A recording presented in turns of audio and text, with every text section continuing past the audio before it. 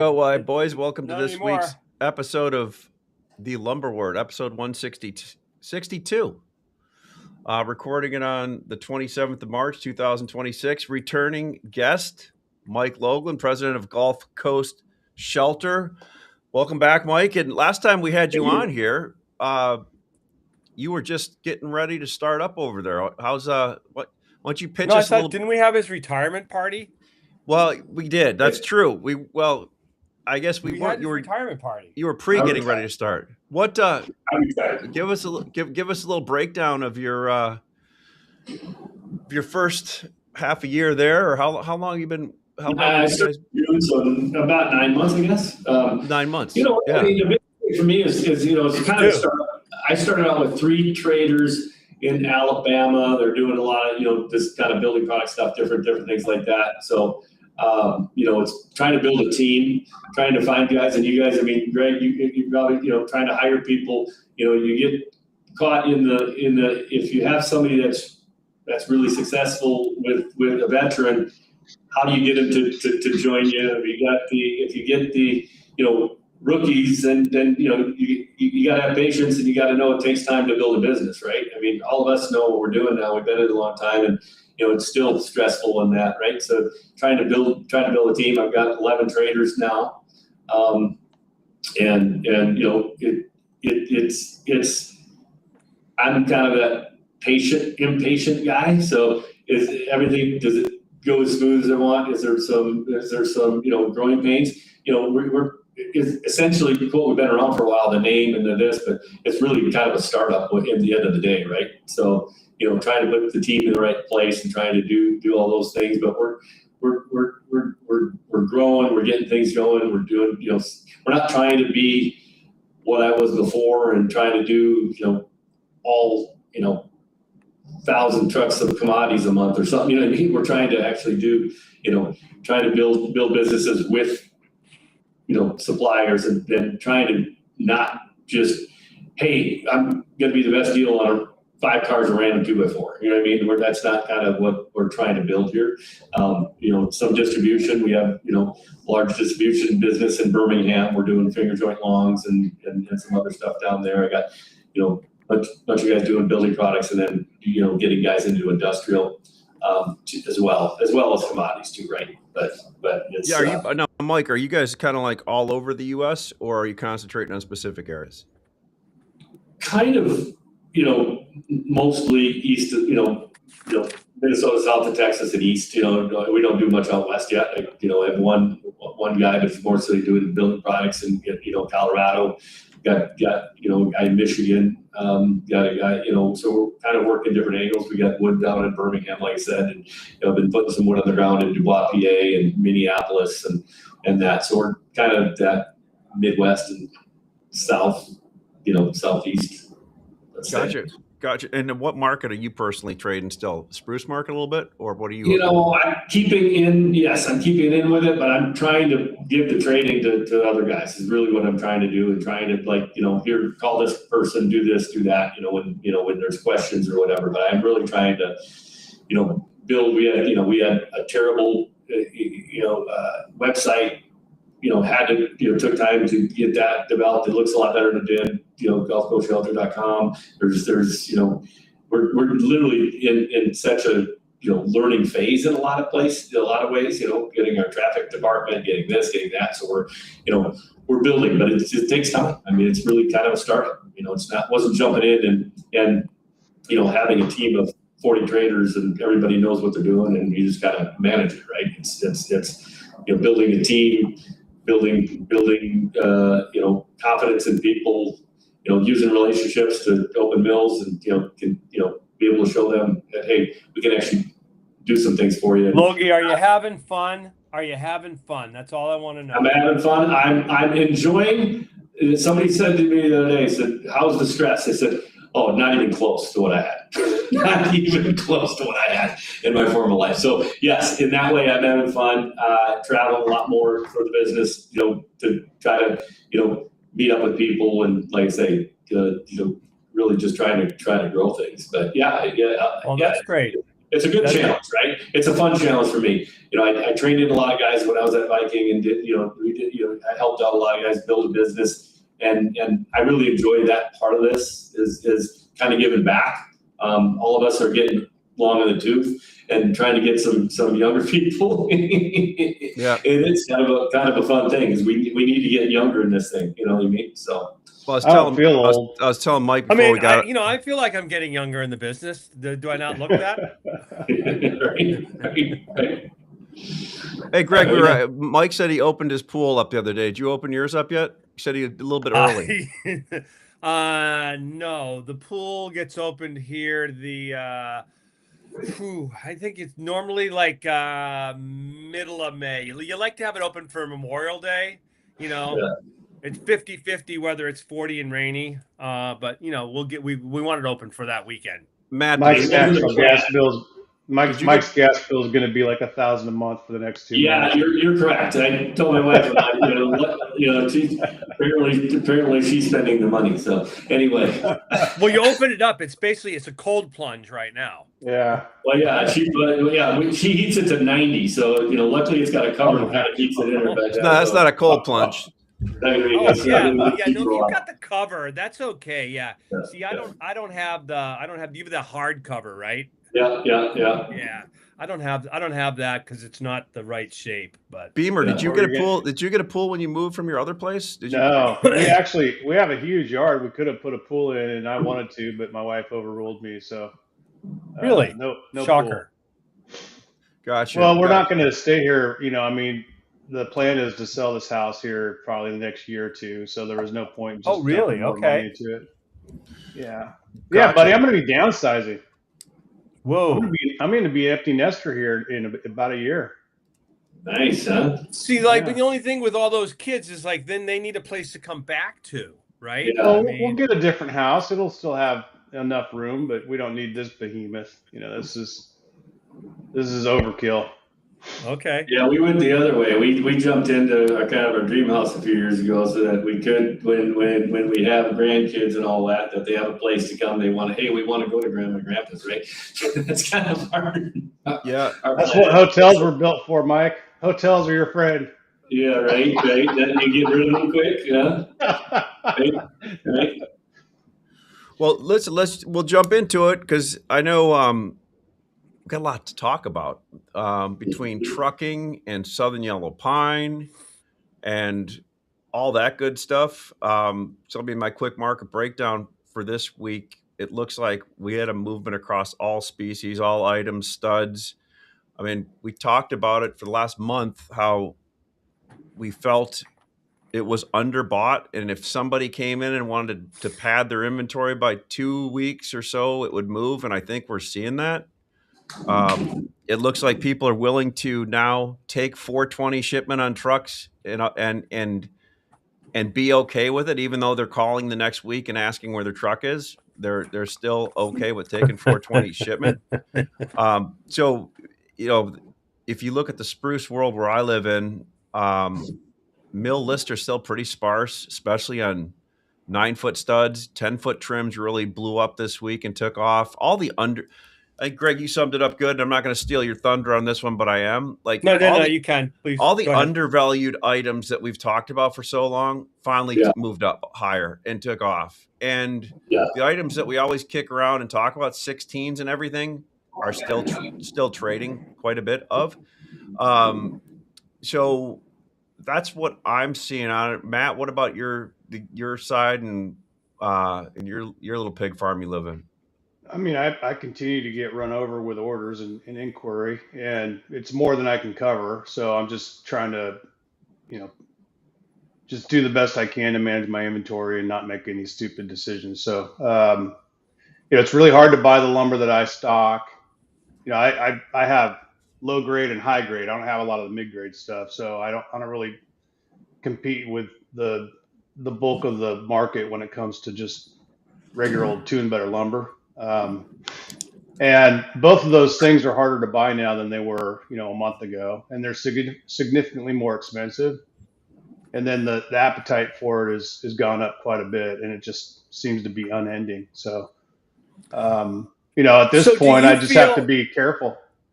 Matt, do you feel that, like in the Texas market, that the increased demand for number 3 spruce is driven, partly by, like, the guys that were using pine, now that that's moved up? Or do you think it's just because of the increase, that there's an increase in end use consumption? I think it's like 3 different things, kind of all coagulating, really 4. So like the first thing is when I was down there a month and a half ago, nobody really had a lot of inventory.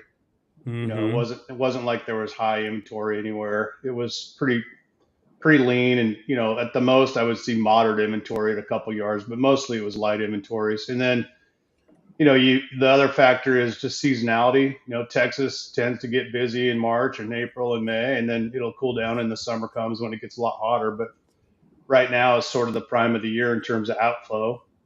And they were starting to see a slight increase in demand in late February, early March, and that's just continued to grow. And then you have that cross species swapping back and forth between yellow pine and spruce, where it was much cheaper to buy yellow pine there for quite some time, for probably a year. And that's not really the case anymore. And so there's no tricks, no gimmicks that you can go back to solve an immediate problem. I don't know, I guess there's 3 things. And then I guess the fourth one is just that there's so little of this stuff being offered out by the sawmills right now. You know, this is happening kind of what I thought would happen, where people came into 2026 with fewer contracts committed. And the mills didn't really want to add contracts going into 2026 because it's penalizing for them to pay 45 cents on the dollar to ship low grade across the border. So the mills have found a way to get rid of their low grade. All the economy is pretty much getting shipped offshore. You know, there are some economy contract users in the United States that are still protected, but you know, open market economy is pushing number 3 prices higher. And then the demand for number 3 and utility on its own is just pushing itself higher. So there's just a lot of things happening right now where low grade is really kind of creating these hard bottoms for 2 and better. And now 2 and better, it's got to go where but up. You know, it just, like the price that you can sell number 3 and utility for is right next to 2 and better. All species. Yeah, Matt, what are some of the number 2 trims in spruce relative to some of the number 3 trims? How tight are we on numbers? You mean, what are you talking about specifically? Price wise, 8s, 10s, like 12s. You say trims. Oh, excuse me. 8s, 10s, 12s lengths. Yeah. Well, 8s, I sold 8s at $4.95, and they're probably worth more than that. If I throw them into a random truck, they're worth $5.95. And then 10, same thing. 12s are worth about $5.75. And then 14s are worth $6.10, $6.20. 16s are worth $6.50, $6.60. That's you're talking number 3. Yeah. So random 8 to 20. I mean, random 8 to 16 cars. Are they trading in like the $5.95? No, $5.95 for flat tallies, 8 to 16. If you had really good tallies, they'd sell above $600. Isn't that funny how we all thought he was talking about number 2 pricing at first? It's crazy, yeah. Well, I mean, I've been telling you guys this for like 2 months now that there was going to be a tightening of supply on the low grade, and now it's, you know, come to fruition. I mean, and it's not ending. May futures right now is like equivalent to, what's that? Like, you know, 610. What is May futures right now? 592. So that's like 610, 615. It got down to 585 the other day, and I was tempted to buy that and just take delivery on it and use it as number 3. So that's where we are right now today. Well, that's the thing too, Matt, when you're talking about that. I mean, it's not, I mean, and you're really doing that without new demand. You know, that's the crazy thing, because demand hasn't changed. I mean, yes, you're getting orders, but I'm saying when you look at the numbers of demand, you know, like it does not really change much, if anything. This is a normal year. Yeah. You got 25% less Canadian product year over year already. You know, I talked to some of the guys who run the mills, and truly, I mean, they're only getting about 15 to 20% downfall. I mean, that's the other part of the problem people don't look at. The efficiencies have gotten so much better that what they're getting in 2 and better is significantly higher. And so, you know, they don't even have as much downfall as they did in the past. So yeah, they're not running that blue log anymore, right? So you used to get 30% fall down out of the dead pine log, and now you get 10-15%. Yep, exactly. And I mean, the saw curves, I mean, I just had a mill tell me just the other day, they took orders based on what they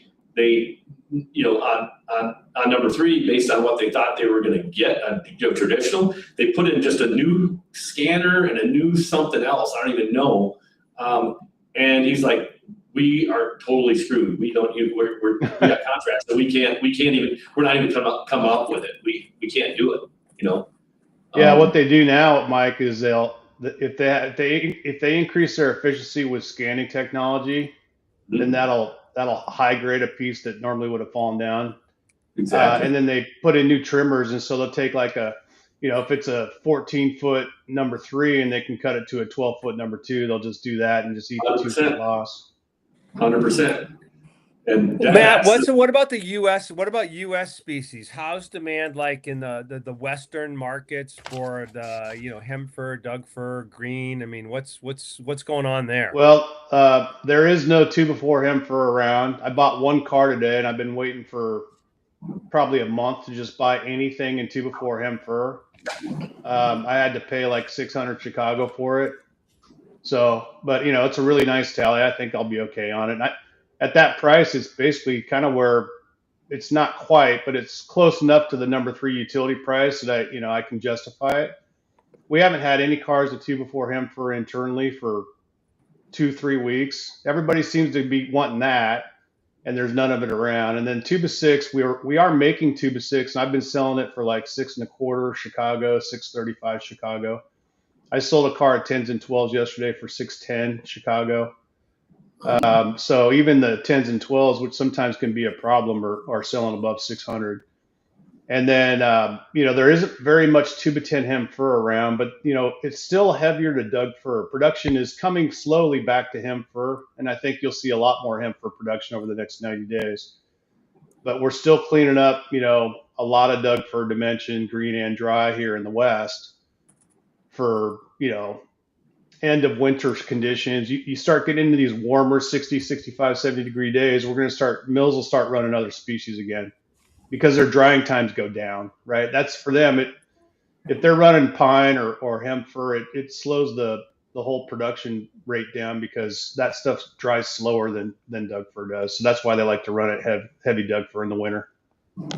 Hey, Mike, you're probably closer to Southern pine with what you do than any of us know anything about. And before we started the call, everybody got on, you and I were talking. I mean, shit, look at, you got East Side now at 580. And you got Western Mill at 487. We haven't seen that. We're back to like 2021 numbers on Southern Pine now.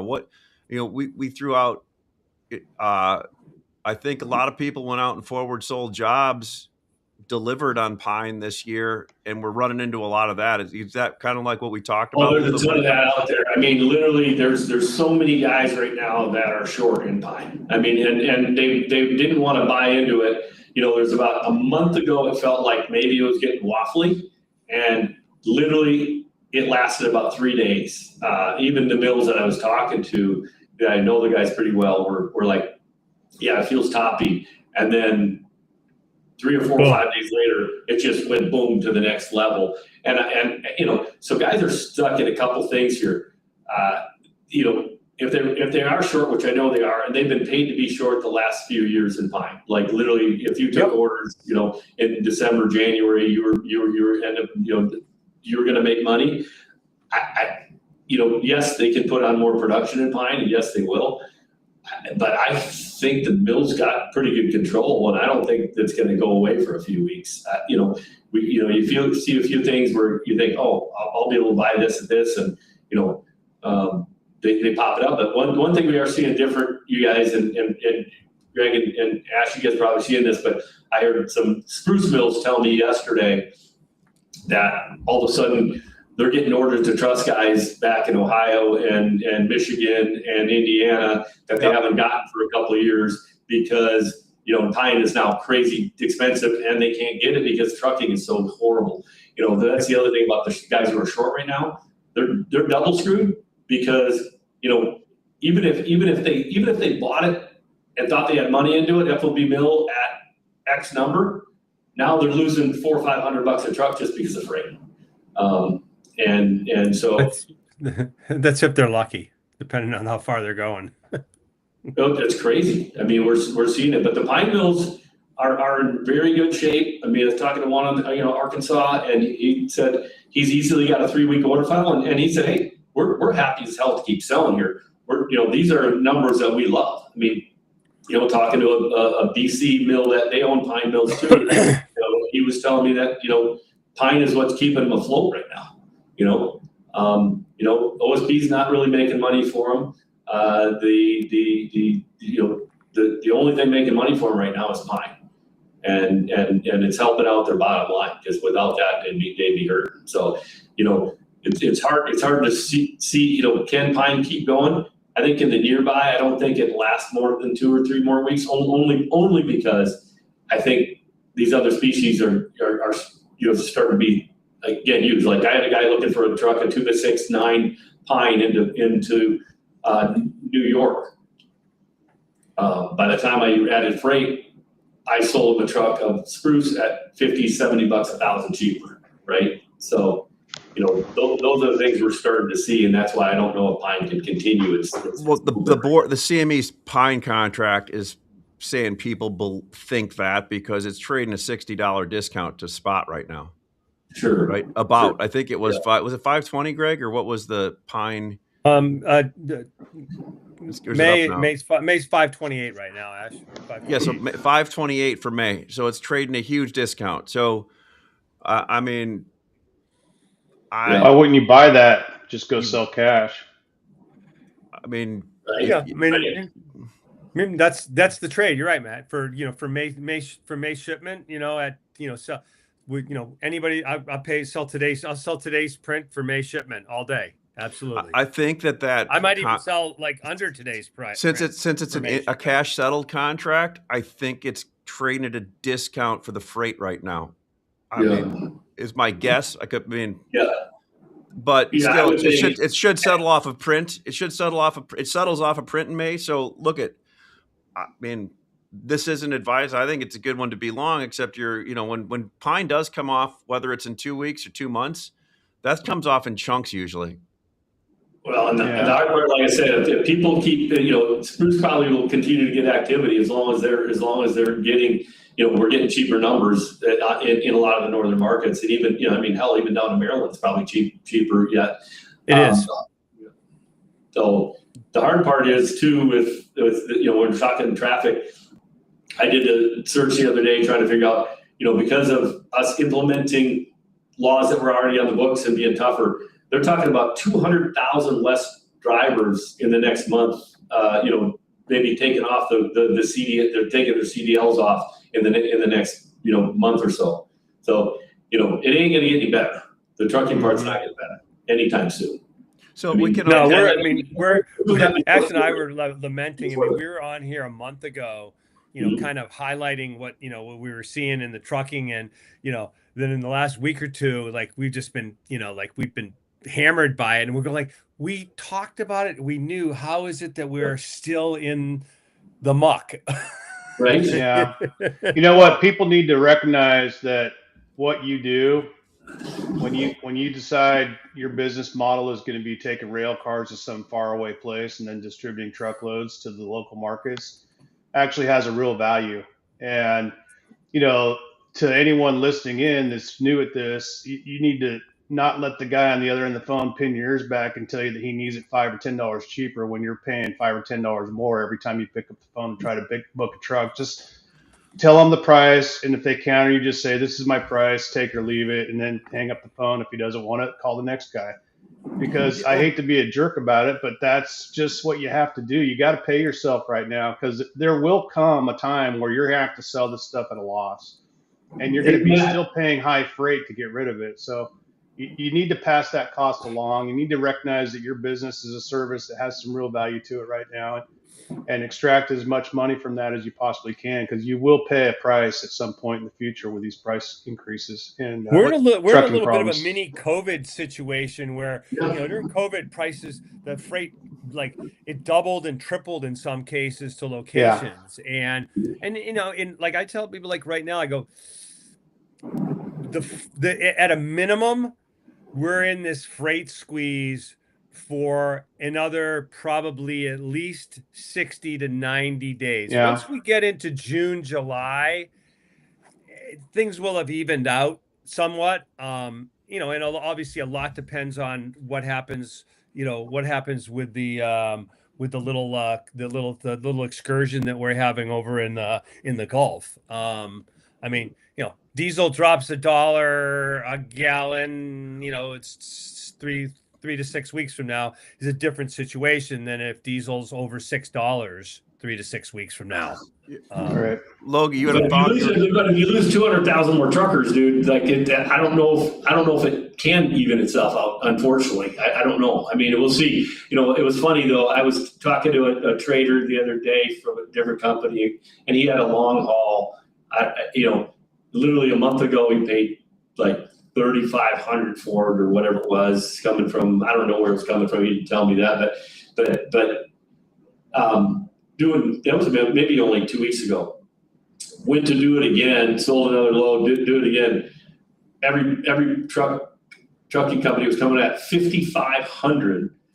And he told the guy he's nuts, whatever, went back and got him down like $1,000 in 10 minutes or whatever. And because these guys are reaching too. Now the truck brokers they're reaching too. They're like, sure. This is my COVID moment, Yeah. I can go out and I'm going to bid it at whatever, I mean, I was just doing stuff out of Mississippi to Wisconsin for $2,100 3 weeks ago. And now the best bid I'm getting is $3,200. I was going to say 3,000 now. Yeah. I mean, I was doing the same thing, Mike. I was shipping stuff from Dallas up to Chicago for 1,800 to 2,000 a truck, and now it's 2,800 a truck. And so, what that does is it regionalizes everybody. If you've got inventory and if you're distributing, you're distributing in a much smaller area. You're not going to be distributing from, from the guys that are Minnesota to Mississippi. You're not going to do that one. Right. Oh, sorry. Go ahead. I'm just saying, the whole logistics now, I mean, the real premiums are local market distribution. If you can do delivery, because number one is, like, to Ashley's point, I mean, we're basically quoting, 413 to 420 shipment right now on lumber that we have on the ground, right? Yeah. And, to Ashley's point is we'll quote that, and then someone will call a few days later and say, hey, can you have an ETA on this truck? Well, it's, it's not due for 2 more weeks, but, blah, blah. But, I talked to a guy today, and like the local market prices are $20, $30, $40 above like the numbers that we quote for that deferred shipment. And, sure. Ash and I were just discussing and going like, hey, so should we be quoting the $20, $30, $40 a thousand higher for, the quicker shipment? And, I said, but the challenge is then, we have older orders that we still need to ship. So I don't know that helps. I don't know that helps us. So do you know how like, I think we were talking weeks ago about how there's always that one person out there willing to do something stupid that you lose, or like those people are gone now. And are we going to have that 2 or 3 day frenzy where people just pay anything for stuff? We haven't seen that yet. Matt, last week, I think, or 2 weeks ago, you said we were in the early innings. I mean, when are we going to see that? I'm happy with it just staying a nice slow burn up. That's easier. Yeah. But things don't always work out the easiest. Are we going to have next week those 2 or 3 days where everybody's just like, screw it, I got to buy whatever price it is? Yes. Yeah, I don't know if it's next week or the week after, or 3 weeks from Tuesday. But it felt like it started happening like yesterday almost, and we were trying to shut it off. Look at what I'm getting for low grade. All right. I mean, yeah, right. But there's your answer. Yeah. So what's Like going I to say, stop me from going out and buying all the 2 and better, and all my customers buying all the 2 and better that's available to them at a somewhat reasonable price, and all of a sudden the guy that actually wants to buy 2 and better on purpose is like, well, where did it all go? And that just happens in a day or two. If somebody, like in a market like the size of Texas, you could see 50, 60 cars of 2 and better disappear in an hour, and so. And that's just one state. We got 49 other states plus British Columbia and Alberta and all the, Canadian provinces that want to buy this stuff too on purpose. So, yeah. And then you look at the lack of hemp for 2 and better that's out there, which is historically something that people would look at as an alternative.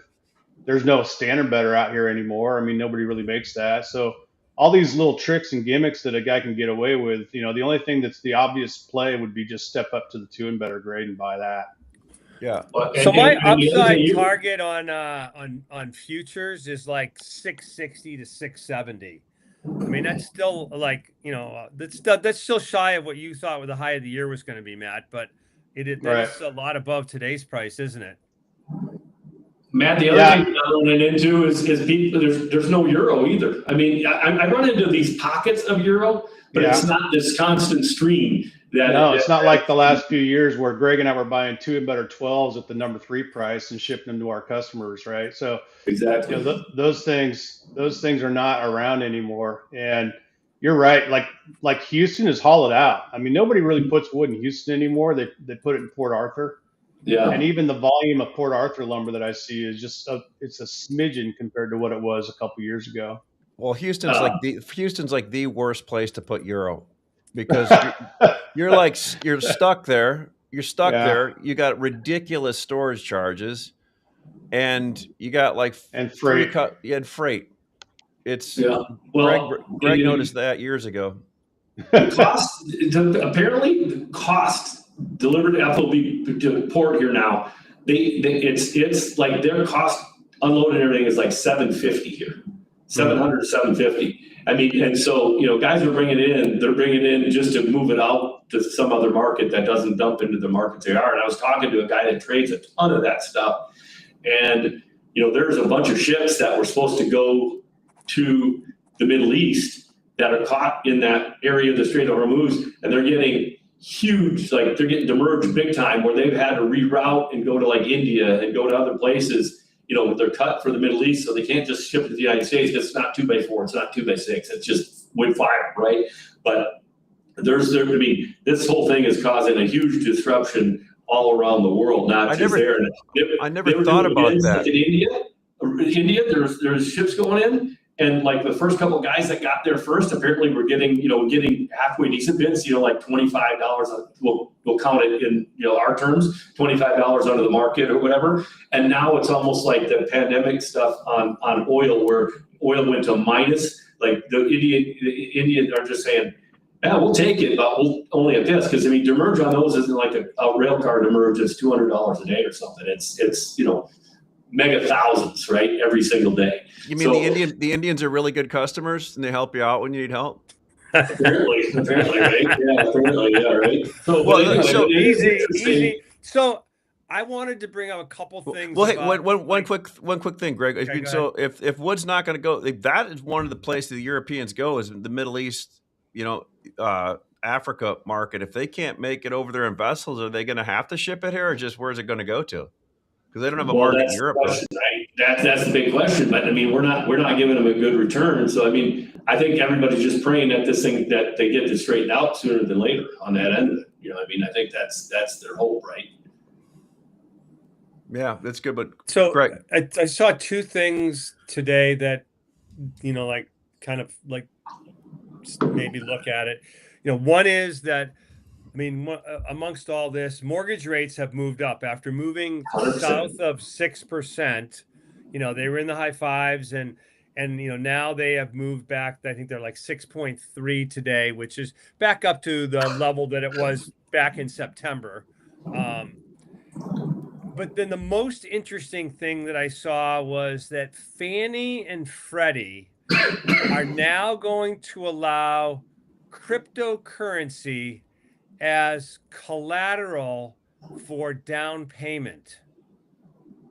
So the deal is like, if you're if you're a millennial or Ashley and you want to buy a house and you have a whole bunch of crypto in your wallet, you can use that. They'll loan you money against it. It's almost kind of like, borrowing against your stock. Instead of having to sell it, they lend you against it. I don't know what the margin is yet, but Yeah, because you're supposed to have diamond hands on your cryptocurrency and never trade out of but it. so I mean, I look at it as two things. Is one is that okay, so now people don't need to. They said something like, I don't know, 17% of millennials had to sell crypto in order to put down payments on houses in the last 12 months. I don't know where they come up with a number like that, but maybe it's like where I come up with numbers. I just make it up. Did I say that out loud? Oh shit! But I do think that's it's interesting. What could go wrong? I don't know. Well, what could go wrong? The value of crypto thing, falls, that, and then they call, and then they have to sell it in the hole, and then they have to sell their house because they have to pay the loan off. I mean, I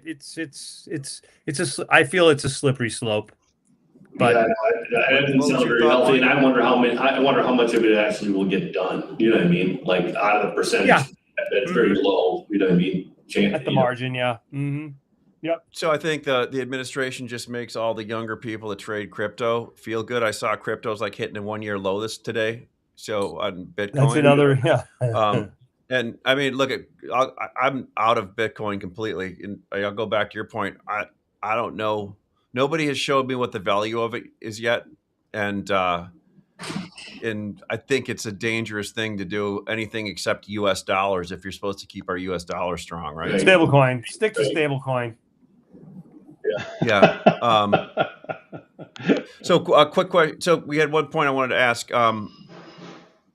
I still feel the customers across most customers have not been able to, or maybe they don't want to, build up a larger days of inventory in the last month.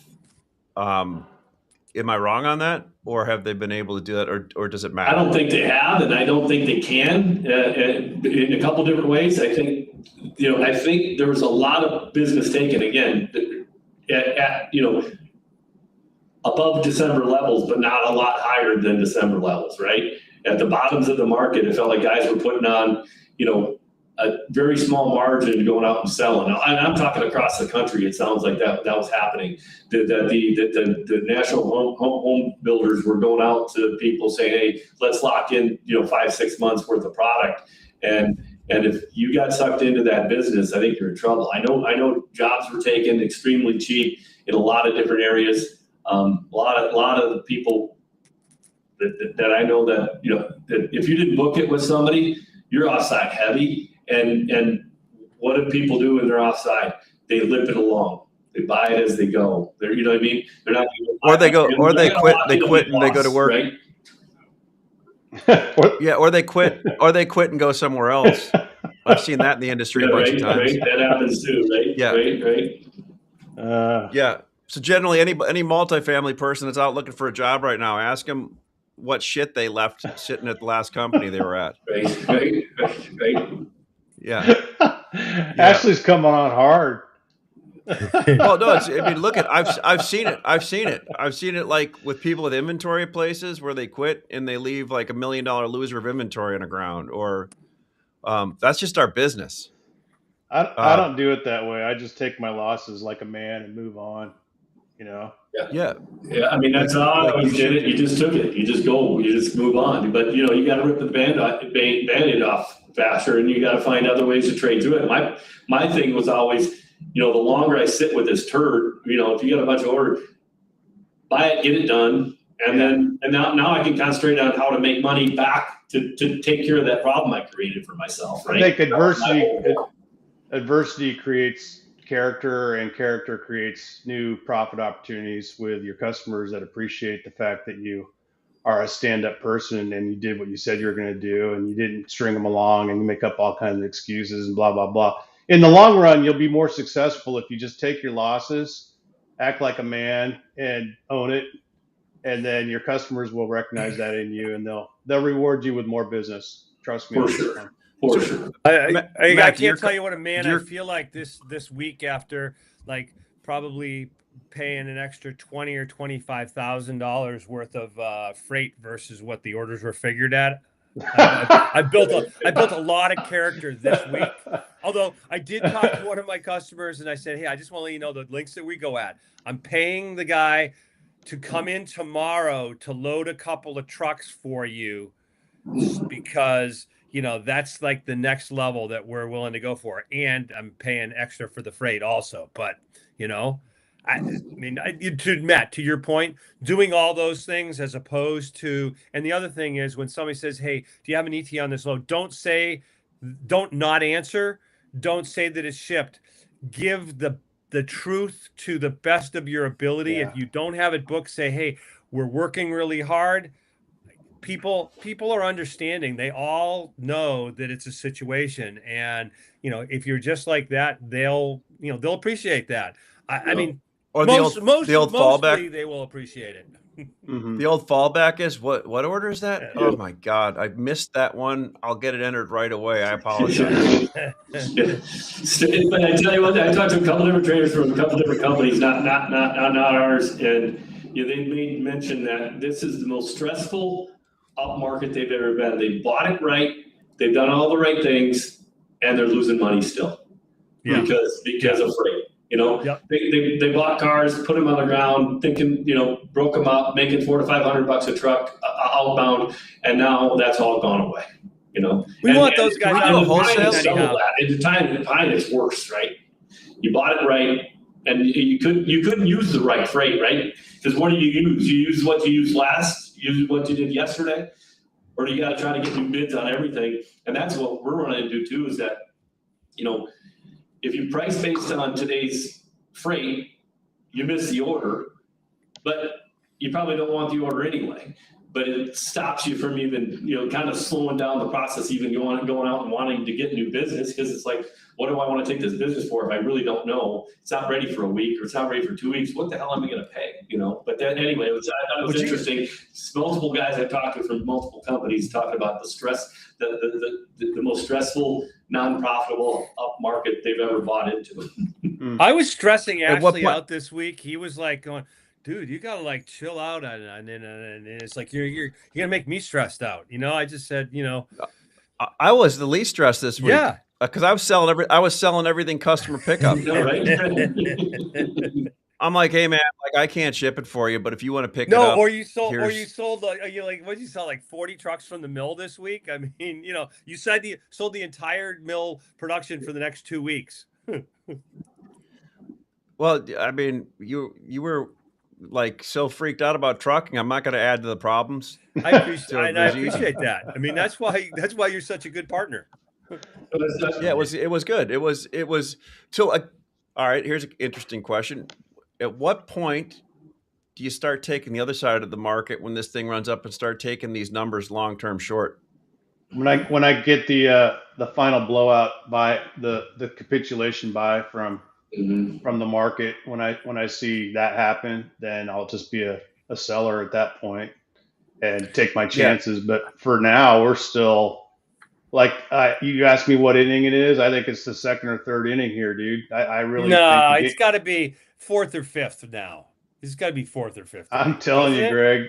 Every fiber in my being tells me this is the early stages still, not the mid game. Well, and I guess but remember, with the new rules in baseball, the games are like faster. Above today, I mean, I guess you're right. I mean, $70 to $80 is a lot. I mean, look, you can still buy studs in Dimension 2 and better at reasonable prices. Like, when that is an unreasonable price, then okay, then the lid's blown off this thing. We've set new multi-year highs on low grade already. We're at 4-year highs right now and going up. Mm-hmm. And so what's to stop this thing from like getting kind of hairy here in the next 30 to 60 days on the actual lumber that people buy on purpose, right? Here, I mean, one of the great things is having good relationships with mills like Mike, you do, Matt, Greg. We were buying cars yesterday and selling them with like profit in them, right? For trucks to ship in a month. Yeah. And I mean, and you're seeing a lot of weird stuff going on right now. Yeah. Well, there is a huge spread right now on, truckload versus carload. Carloads are trading at a significant discount to truckloads. That's for sure. But Matt, to your point is like right now, I mean, for May, June, July, I mean, I'd forward sell, utility spruce at today's price for May, June, July shipment. I'd sell 2x4 Southern Pine at today's price for May, June, July shipment, right? I mean, I might even sell the pine at a discount. So, but I don't see where there's any orders today at that price, right? I mean, Matt might be giving you POs on cars. Yeah, I'll call you after the show. How many you want, Greg? I'll hook you up, brother. I'll hook you up. Yep. You got 20 or 30 of those in your pocket? Because I'm coming. So I want to tell a great story. One of our guys that worked with us, couple different guys. Actually, you're going to know this story. So this was back in the day, and we're guys selling in the West Coast market, big buyer, and we've got a futures guru, forward pricing guy that's running the book, and the guy comes out, he goes, hey, he wants to buy, I forget what it was, Ash. What was it? Like, 40 50 cars, cars, 40 cars of green 2x4 Doug fir. 9-foot Doug fir. And there's a guy that's going to listen to this podcast is going to call me afterwards, right? And we go in and we look at the numbers, and the guy goes, yeah, take them. Take them. All right, so he goes and takes those. Great. Comes back like, I don't know, was it hours later or the next day? Like, no, it was hours later. He'd like to do another 50 of those. Like, wait a second. we took those too. So, I mean, we got that trade so far up the what. I mean, it was Well, we sold green Doug fir to one of the biggest green Doug fir buyers in California. Right. We ended up shipping dry Doug fir on the orders, a lot of the orders, didn't we? Yeah. And it's okay. Finally, once we figured out, when the guy called back, we're like, well, he buys probably one of the biggest green Doug, and we've never sold it in our life. But the numbers look right on the basis screen. Yeah. Right. And He must have known that they were shutting something down. I think that's what it was. Something like that. I don't even know that. I just think it was a demand, and then like he bought those forward from us, and then bought every cash car that was available for the next month. They can do that. Right. I mean, when you're that guy can buy the 200, 300 cars of lumber. I mean, There's a rumor out here in the West that one of the big West Coast majors might have a strike, and that would affect a lot of green Doug fir production up and down the I-5 corridor. So if that happens, then not only will the green Doug fir be immediately spikier, but that'll really take up any kind of low-ball dry offerings that are out there that are even close. And so that'll just keep the tension on West Coast species more than it has been. To your point, Matt, is what we're looking for is there's going to be something that happens that's a trigger that is the impetus for the blow off move of $50 to $100 from here. And it'll be the thing where everyone will be able to, oh, look at that. Zoom in, zoom out, Mike. I like that. That is crazy. No, right there. That's perfect. You look like the big dog there at the head of the conference table. I love that. Right. But Matt, we're going to look for whatever that is, and then that'll be the trigger. And we'll run for 2, 3, whatever, 4 weeks, and $50, $100, $1,000 and it'll give basically everyone will be able to go, well, we didn't know that was going to happen, which is why we didn't have enough lumber. I mean, if you're a retail pro yard right now and you don't have somewhere between 60 and 90 days worth of coverage, you need to be buying that. Your risk reward is there's no downside on that. Agreed. And the more willing you are to go farther out and where you can buy cars, those are trading discount to the prompt trucks. Don't have to be forced to buy the prompt truck. If you're a multifamily and you don't have, if you don't have Q2 covered, there's nothing I can do. Q3 right now, you can probably get some coverage at a discount, and certainly Q4 you'll be able to get a discount from here. And the question is like, how much of that do you want to cover, right, Mike? Yeah. Right? That's a tough one because I do think obviously every market's got its dips, right? Like even during the pandemic, right? I mean, we hit 1,000 in September, and we were in the 500s in January, and then we went to 1433 by March, right? This thing, for example, pine, it's really run since December. Same with spruce and other things. Spruce never really, it hasn't moved. Obviously, the percentage of pine, the way it went, but everything has its dip time. That's why I think pine's closer to that probably than these other species, just because again they're not making more spruce right now. I mean, there's no reason to. They're still losing money, and I mean, I was talking to one of the guys who run a mill in BC. I mean, BC government is double screwing them, and they're not even trying to work with them. They're not even trying to, they talk about, you need to, more employees. They're not even trying to help them, work. And I don't know when the last time you guys flew over Canada, but there's no lack of trees, guys. I mean, let's be honest. They got to set them aside for the caribou, Mike. It's really important to protect the caribou. Exactly. But I mean, and the 75 new Indian tribes just popped up in the last 3 years. Right. They're not Indians, dude. They're to your point, First Nations. It's different. First Nations. I mean, SPF is a run rate of down 25% from Canada. European shipments are down somewhere between 40 and 50%. And yellow pine at best is flat, and probably like the trailing numbers are probably lower production. I mean, U.S. West probably the same, Matt. You think like flat at best? Flat, yeah. I mean, there's no incentive to increase production.